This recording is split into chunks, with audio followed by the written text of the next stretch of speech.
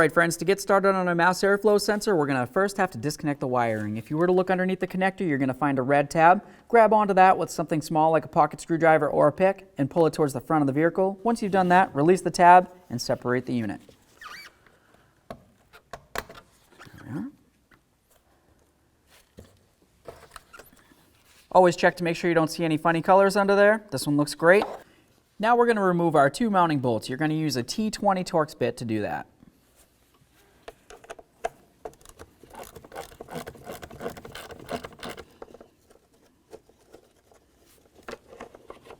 Remove your mass airflow sensor, set it aside. Now it's going to be time to install our brand new mass airflow sensor. Let's go ahead and put it so the sensing unit is going to be facing towards where the air filter is. You don't want it facing in the opposite direction, it won't function. Go ahead and slide it right in, start in both your bolts, and then snug them up. And there we are. Let's go ahead and connect in the new mass airflow sensor.